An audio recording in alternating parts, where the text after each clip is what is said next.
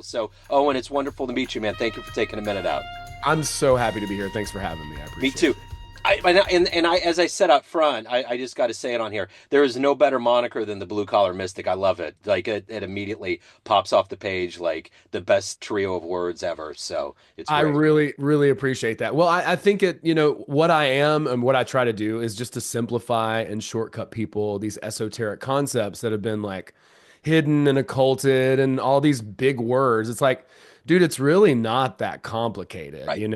We're just connecting to ourselves. I call it the final rabbit hole. It's real easy to get lost on all these tangents that Yep. are happening around. But I think if we just sit down and really take a minute with ourselves and we start to see a lot of deeper meaning and start to understand the world in a more effective way, that's just more fulfilling. Yeah, that's the weird thing. Being 52 and seeing how things have changed since childhood to now, we've literally gotten to a point where it's horn aplenty. Anything that you want to know or figure out or learn or whatever has created such an influx of information, but it really does come down to what you're saying. It's like that whole KISS, keep it simple, stupid. It really does come down to that. Yeah, and that I heard that all my whole life. KISS, keep it simple, stupid. Growing up in West Georgia, right? Like it was just, it's a simple place. It was around just a lot of blue collar people. So I can kind of speak that language. And I grew up in the church, and then I started reading all these concepts and esoteric stuff like the Kabbalion and Hermetic magic and reality transurfing. And I love all of it. It's really, really fascinating and in depth. But I'm like, I think a lot of people would really appreciate this information, especially if it was just presented in a just a more a simpler format. Yeah, totally. So let me ask you this. Something that probably shifted a lot of what you do and just all of us in general was surviving that pandemic. And I know we're out of it, but the reverberations, the ripples, so to speak, that have gone through humanity have been rather profound as we kind of pull the camera back from what happened. How have those reverberations affected the way that you live and the way that you do your work now? Well, it was I had a really hard time, honestly, during that whole time. And so I've really had to step back and withdraw my attention from a lot of the circus that is the media and all the speculation about what's happening or what didn't happen, political stuff, news cycles, all that stuff have really just cut most all of that out of my life because if there's nothing I can do about it, like right here, right now, then I'm not going to fill my attention with it. One of the biggest things in spirituality is attention itself. That's like consciousness. That's what it is. So, what they say, the simple way to say it is what you focus on expands, where attention goes, energy flows is the axiom.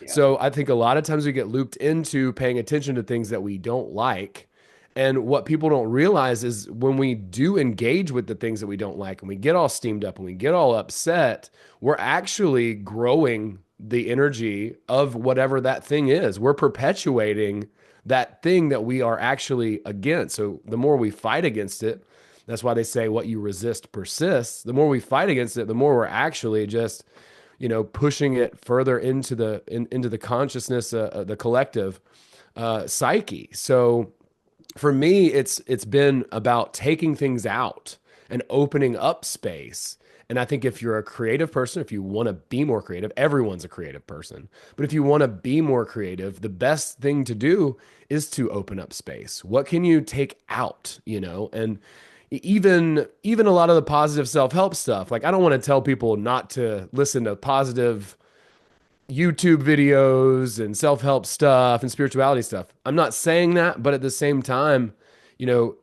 even just getting on that loop where it's like you're just giving your attention away to something else. And if you could just take some time, focus on yourself and open up some space in your own mind, then all of a sudden these ideas, these downloads, if you want to call them that, start appearing.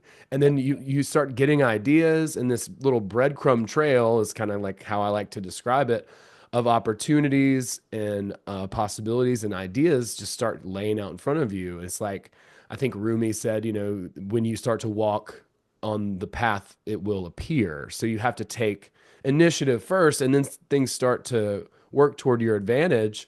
And the more that you can be present and pay attention to that, the more you can actively create the future. Yeah. I think one of the biggest things that people misunderstand is presence because it sounds like, oh, just be present. I love Ram Dass. He's like, be here now. Absolutely be here now. 100% be here now so that we can affect the future and we don't have to live through a hellscape again where we're all locked in our homes or whatever. I don't know. That's just my personal take on it. Yeah. Yeah.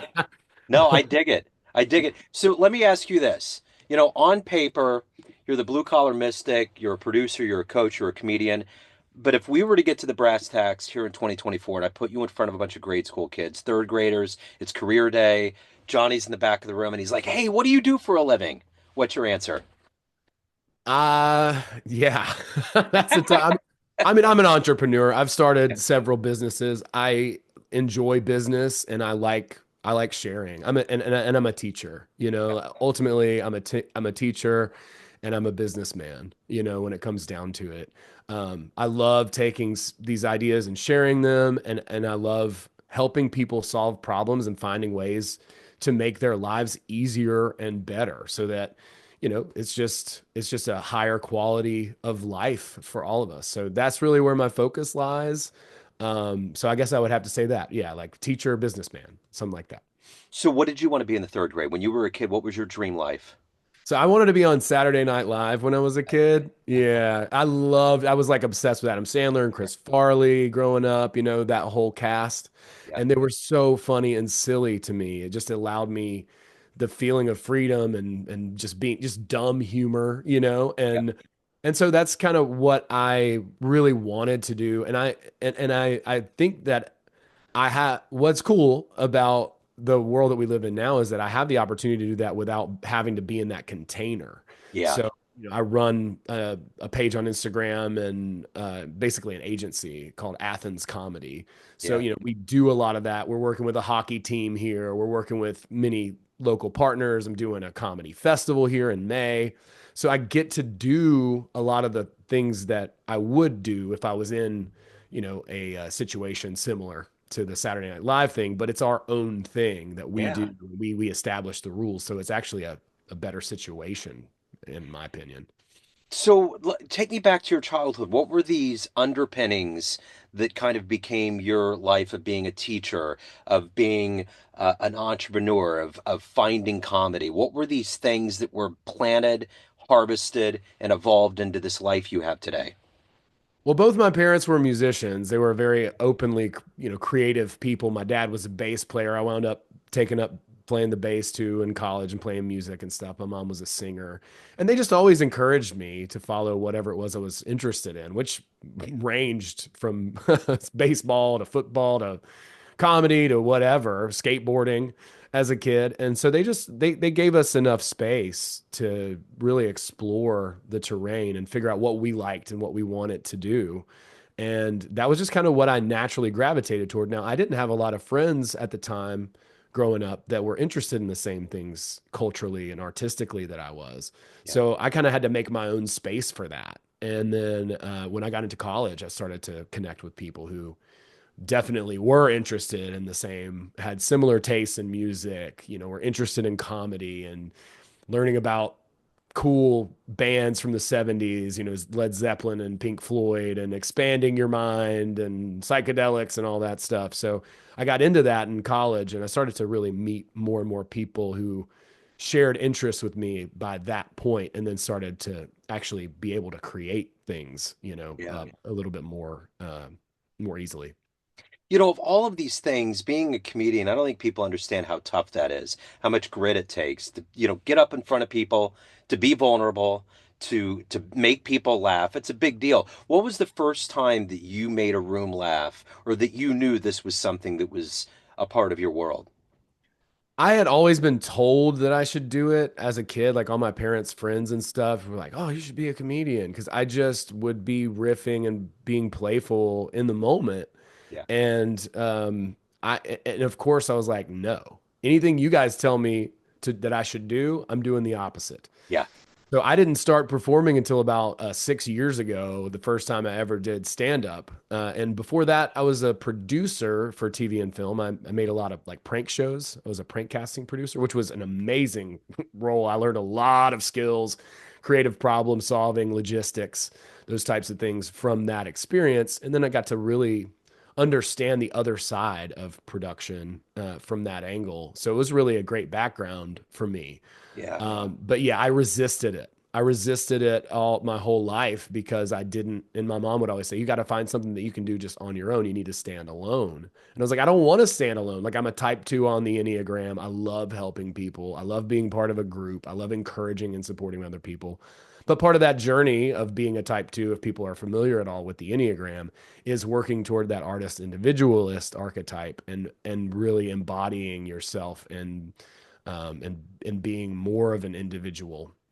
And that doesn't mean, you don't work in a group. I mean, I'm a natural coach. Yeah. I just can't help myself. Yeah. But I've learned to establish a little bit better boundaries so that I don't get completely tied into someone else's reality.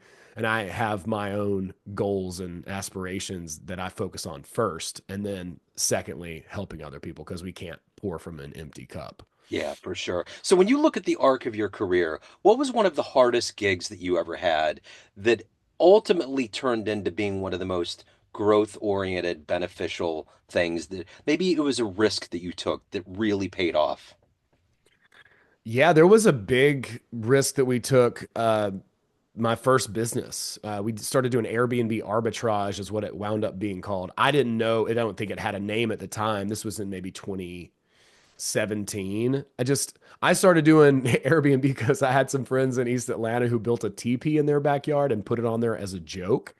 And then they wound up paying off their whole mortgage with it. So I'm like, I saw the potential. So I'm Yeah. like, all right, well, I started, and then my sister was going to move in. She got a different job. So I'm like, oh, okay, well, I'll just do Airbnb. So I did Airbnb in my extra room and started to build some reviews and stuff, and then rented out my house for football games and things like that.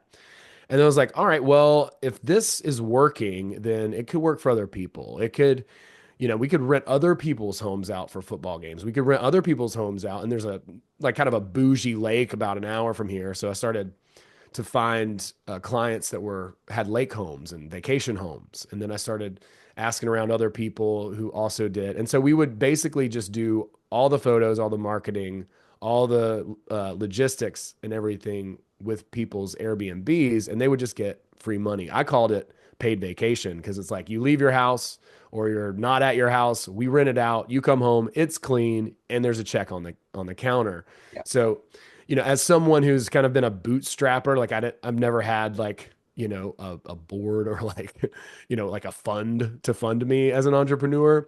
Yeah. I've found that what I can add or up to now, and I hope this changes because I want to be the person who funds things, and I'm working on becoming that.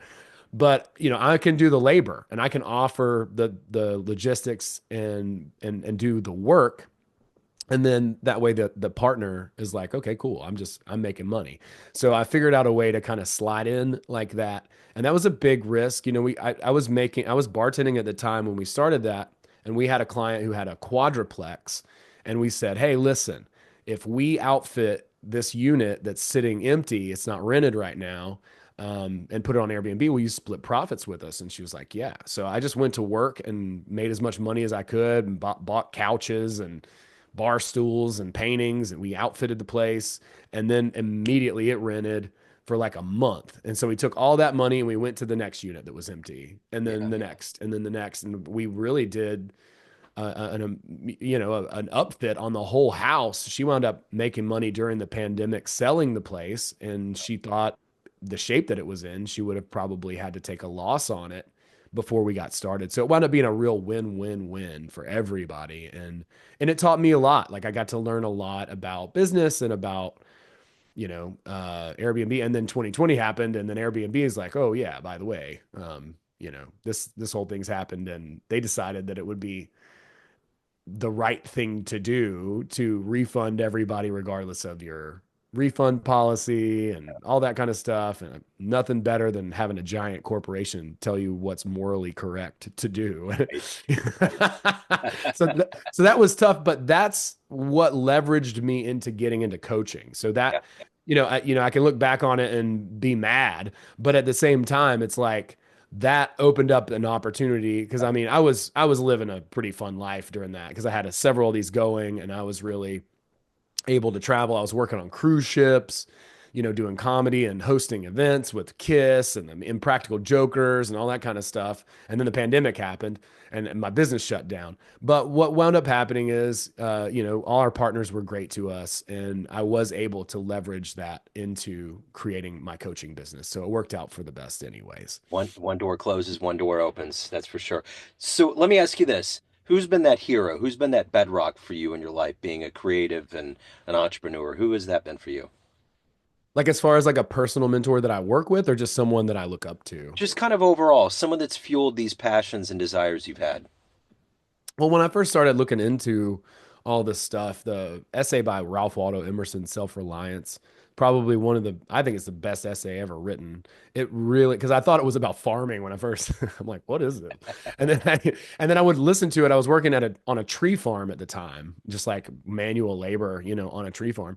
And I would listen to it over and over and over again. And it made so much sense to me over time because the words are a little older, right? It's like from the early 1900s. But Yeah. that particular book, there's another book called Outwitting the Devil that really kind of cracked the dam open for me. That's written by Napoleon Hill. He wrote Think and Grow Rich, but he actually wrote Outwitting the Devil first, and it's a literal conversation between him and the devil, and it's incredibly compelling because when you start reading it, you're like, oh, okay, yeah, he talked to the devil. Then you start reading it, you're like, holy, can I cuss on here? Oh yeah. Go for it. Yes, you Like, can. holy shit, did he actually? Because the devil reveals himself to be the negative half of the atom and then goes on to talk about how he controls every institution and all of these infrastructures in the country, the banking system, the school system. It was incredibly illuminating. Yeah. But I really got a lot out of those early, like, new thought books, from like early 1900s era, the Kabbalion and Self-Reliance and As a Man Thinketh by James Allen. And then there was a book that really tied the room together for me. It's called Reality Transurfing, written by Vadim Zeland. It's a Russian book. It's super thick. Yeah, I actually have it right here. Right on. It's a thick one. Wow. It's about 25 hours, but it's the most complete book on reality that I've ever found. And it had a lot of the same ideas that some of those other books had, but it presented it in a different way. I like to call it magic without a cape Yeah. because it's not about like rituals and chaos. You don't have to do any of that.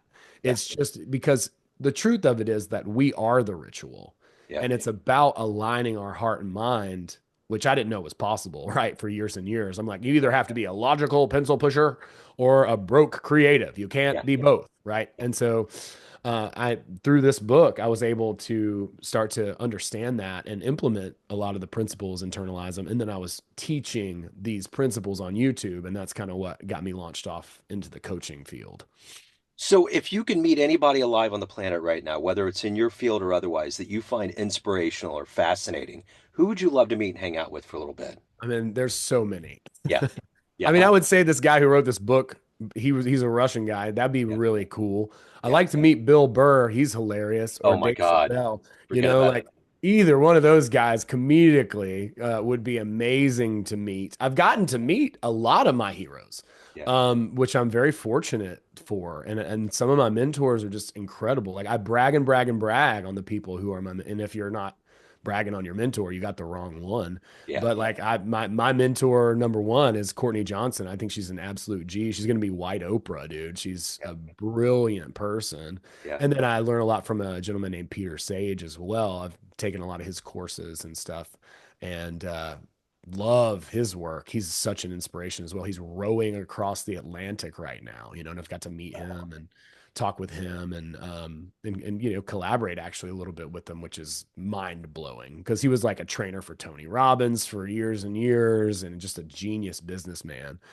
So, you know, I'm really fortunate. I've gotten to meet a lot of those people in my life. And then, you know, my friend Karen Morgan, too, who's a comedian, we're working on this festival together. She's an incredible comic.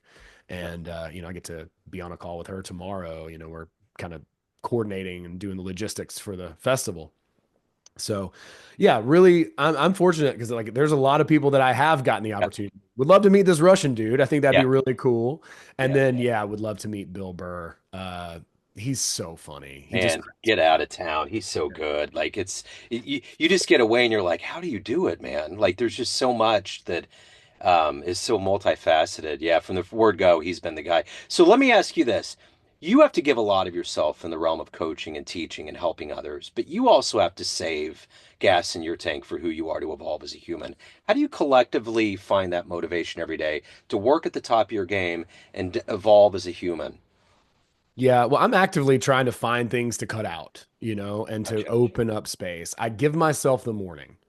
That's what I do. And sometimes I just sleep in, but I give myself the morning, you know, I don't book anything until afternoon time.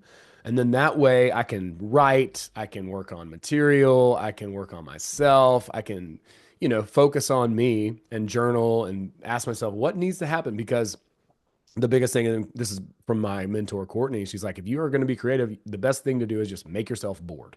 Yeah. You just make yourself bored, that opens up space, and then you start to get ideas.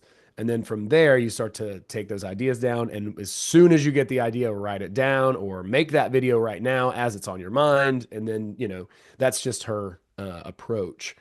So for me, I have to start with myself because if I don't start with myself, then I will get looped in to whatever the hell else is going on, somebody's drama or whatever. And then I want to help them. I really do. But if I can kind of generate good energy for myself in the morning, and like, I mean, even my best friend, like we have a standing call every week, and I'm like, I can't do it before 12:30, homie. I'm Yeah. not, I can't. I love you, but no, you know, so having those boundaries and just focusing on my time first and putting in the time that I need for myself before I do anything else. And I think it's a really good approach for people who have a hard time with boundaries, you know, they're people pleasers, whatever. Give yourself that space first and read the book, The One Thing. That's a really, really good book. I forget the name of the author, but he started a huge real estate um, firm. And I can't remember. Is it Keller Williams? Yeah, Keller Williams. And Yeah. so his whole thing is like, if you push the big domino over, then all the small dominoes Yeah. will fall as a result. So really focusing and niching down on yourself because you are the big domino. Yeah. It's you. Yeah. So what is it that you need to give your attention to that you can't sub out to anybody else? And then from there, you have to delegate. As Courtney says, if you don't delegate, you won't get your bag. Yeah. So, you know, That's true. working on learning how to delegate as well is a really valuable skill. So, of all of these things that you've done and accomplished and evolved into, what are you ultimately the proudest of? Ah, man, that is really hard to answer. I'm really proudest of the people that um, have been affected by my work. I mean, that's what I'm the most, when someone says, "Hey, man, you changed my life." Hey, like, I really appreciate what you did. That book saved me. I mean, I've gotten comments on YouTube and I've got to meet some of these people too who are like, you know, your work had a profound impact on me, as intense as it saved my life. It changed my life. And I'm like, damn, I'm so glad that I shared this stuff because it changed my life. And so the reason why I wanted to share it was because it was so impactful to me. And I'm Yeah. so glad that it translated to other people. It's not for everybody. Not everybody's going to want to read this book. You know what I'm saying? Right. But, you know, if I can take some tidbits and ideas and sprinkle those out there, then people are going to be more likely to start asking themselves questions. They'll find what resonates with them, whatever mentor that is, whatever model or system that they want to dedicate some time to, and maybe hopefully focus on that and start to focus on themselves and do that development work because we're either actively developing or degrading. It's one Yeah. or the other. There's no neutral. It just doesn't work that way. But yeah, I would say it's, you know, it's like I had someone repost a TikTok of mine saying that I taught them some stuff and that they really, you know, that the books changed their life. And I'm like, I get misty eyed, Yeah. So that's what I'm the most proud of. And I love pursuing comedy and stuff too, but I had to have a long sit down with myself and be like, what's most important, Yeah.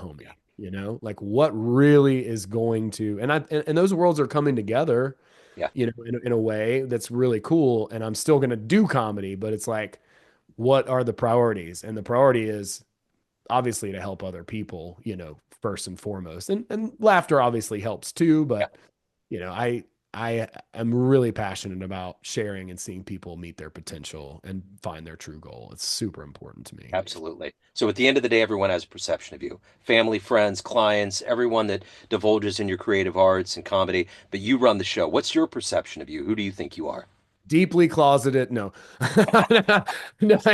Uh, I think Blue Collar Mystic pretty much explains it for me. That's my brand. I've sat on that name even before I, made any art or podcast or any of that kind of stuff. And this piece right here kind of sums it up. Yeah, I dig it.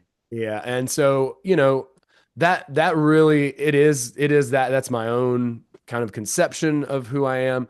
And I learned a lot even well, I guess I had kind of had that in mind even before I took some personal branding, but there's some great if people are interested and they want to learn more about how they're perceived by other people. For me, that's really helped a lot. I took a process called the Sam Christensen process, and it's in Atlanta and in LA, but they do it remote as well. But essentially, they help you understand how people perceive of you. And that helps me a lot because I'm like, I know who I am. I'm like kind of I'm kind of got a warm energy, whatever. But the way that I look, I didn't understand how I came across on stage, how people perceived of me. But when you can double down on that and be like, oh, you think I'm blah, blah, blah, and then you nail their thought, they're like, oh shit, I trust this guy. Like he Yeah, knows who he is in context. And so that was really helpful for me. But yeah, I would say Blue Collar Mystic, it pretty much nails it. I mean, that's yeah, what I'm interested in. I'm interested in spiritual growth and development, and I'm interested in making it simple and being a shortcut and a resource for people. right on. So if anyone wants to delve into your world fully and completely, where is the best place to go? Best place is probably just my website, bootsygreenwood.com. That's my stripper name, full name Owen Hunt by birth. But yeah, bootsygreenwood.com. You can see some comedy there. You can download a purpose workbook. You can go to my Patreon page from there and take a Path to Purpose course. I have that absolutely free on Patreon. If you're interested in finding your true goal, that's a great place to start. It's about 12 years worth of work synthesized into the most concise purpose course I could conceive of. And then I also have a school group as well, and that's a membership thing. But maybe check out some of the other stuff. All those links are there Yeah. on my website, just bootsygreenwood.com, and I'm very active on Instagram. Okay. Man, Owen, this has been wonderful. Thank you, sir. Thank you for your energy, your story, your time. Have a great holiday season, man.